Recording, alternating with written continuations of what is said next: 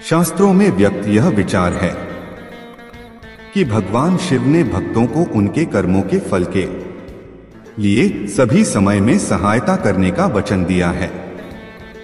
यहाँ उनका अर्थ है कि जीवन में कुछ भी अपने कर्मों के द्वारा बदला जा सकता है और सही दिशा में प्रयास करने से अपने भाग्य को परिवर्तित किया जा सकता है। एक समय की बात है, एक गांव में एक गरीब किसान रहता था जिसका नाम शंकर था। वह अपने कठिनाइयों और गरीबी के बावजूद भगवान शिव के श्रद्धा भाव से पूजा अर्चना करता था। एक दिन उसने मंदिर में पूजा के दौरान भगवान शिव से यह प्रार्थना की कि हे महादेव, मेरे जीवन को सुखी और समृद्ध करो।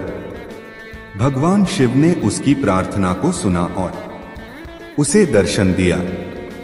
शंकर ने भगवान शिव की प्रतिमा के सामने गरीबी और अवसाद से बच्चों की मुस्कान और धन समृद्धि की कल्पना की।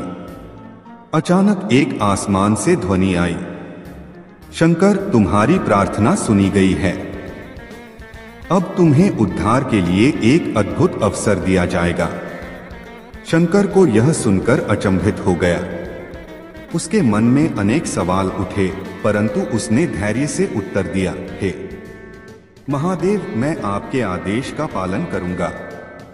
भगवान शिव ने उसे एक संदेश दिया, तुम्हें जब भी कोई संघर्ष या परीक्षा आए, मुझे याद करो और मेरा आशीर्वाद प्राप्त करो। इसके बाद शंकर को एक आत्मनिर्भरता कार्यक्रम के तहत व्यापार का मौका मिला। उसने इस अवसर को पकड़ा और मेहनत और संघर्ष के साथ अपने कार्य में अवगति प्राप्त की। धीरे धीरे उसकी किस्मत बदलने लगी। उसने अपनी कठिनाइयों को पार किया और आत्मसम्मान और समृद्धि की प्राप्ति की। इस कहानी से हमें यह सीखने को मिलता है कि भगवान की कृपा के साथ साथ हमारे कर्मों का भी बड़ा महत्व होता है। यदि हम मेहनत करें और सही दिशा में प्रयास करें तो हम अपने भाग्य को बदल सकते हैं। एक बार की बात है, पुराने काल में एक गांव में एक गरीब लड़का नामक था। उसका नाम रमेश था। वह बहुत ही संतुष्ट और भगवान शिव का भक्त था।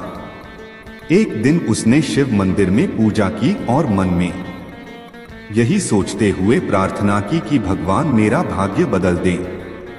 शिव भगवान ने उसकी प्रार्थना सुनी और उसके सामने एक छोटा सा गोल घड़ा रखा।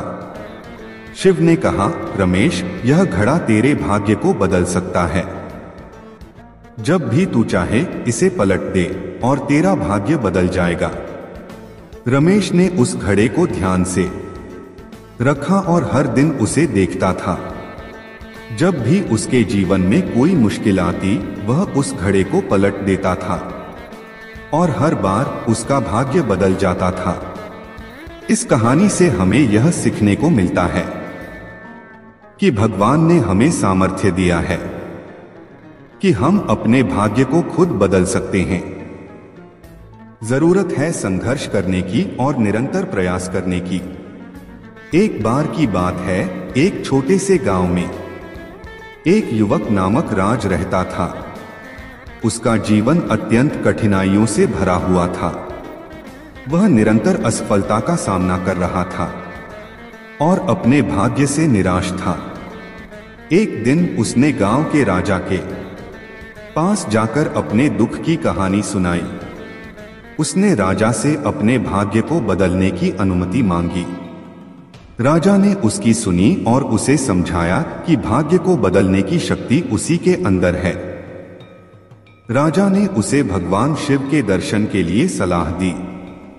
उसने राजा की सलाह को मानते हुए भगवान शिव के मंदिर की ओर रुख किया। वहां पहुंचकर उसने भगवान शिव से आशीर्वाद मांगा और अपने भाग्य को सुधारने की प्रार्थना की। भगवान शिव ने उसे समय की महत्वपूर्णता और कर्म का महत्व बताया। उन्होंने कहा कि जब तक वह अपने कर्मों में परिवर्तन नहीं लाता, तब तक उसका भाग्य नहीं बदल सकता। राज ने भगवान शिव के उपदेश का पालन किया और अपने जीवन को सकारात्मक दिशा में बदलने का संकल्प किया। वह निरंतर प्रयास किया और अपने कर्मों के माध्यम से अपना भाग्य बदला।